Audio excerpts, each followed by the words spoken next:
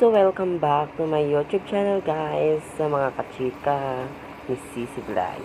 This is a tokwa. So, guys, nagluluto ako ng tokwa for today's video.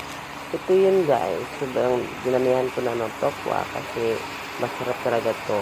At saka may preto. At saka sobrang sarap talaga pag may preto talaga, guys.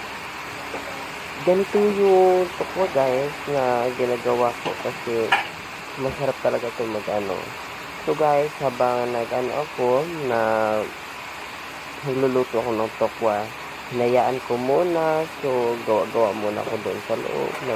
Nagmamap at saka naghugas ng pinggan habang hinayaan ko yung tokwa.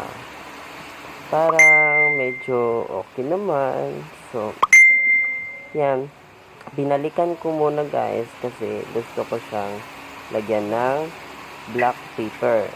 So guys, lagyan ko ng black pepper ng powder na durog. Paminta na So guys, pagkatapos ko nilagyan, humanap po na ako ng isusunod ko na ilagay dyan. So, ang may isunod ko nilagay sugar na white sugar.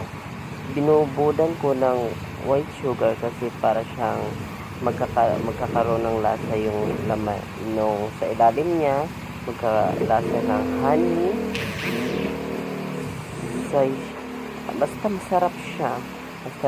Masarap siya. Para siyang yummy soy sauce. Char. Ganyan talaga. So, saglit lang, guys. Humanap pa ako, guys. Ito yung isusunod ko, guys. Oh. Ipakita ko sa inyo kung anong isusunod ko, ha. So, ibalik ko muna bago ako maglagay ng ibang ingredients na naman. So, okay pa yon. Okay pa. Very clear pa yung beauty niya. So, ganyan, guys. Pinaikot-ikot ko na lahat. Pinaikot-ikot ko na.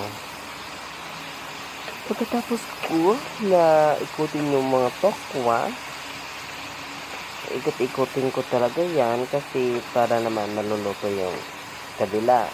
Kasi galing pa siya ng freezer, so nagyayelo pa. So ganyan talaga. So pagkatapos natin na ganyan, guys, sinayaan ko muna, dyan muna. At pagkatapos naman, guys, pumunta man ako ng ref. At may kukunin ako na sang-sung-sung na sauce. Kinuha ko muna doon. Ito, guys, sang-sung-sung sauce.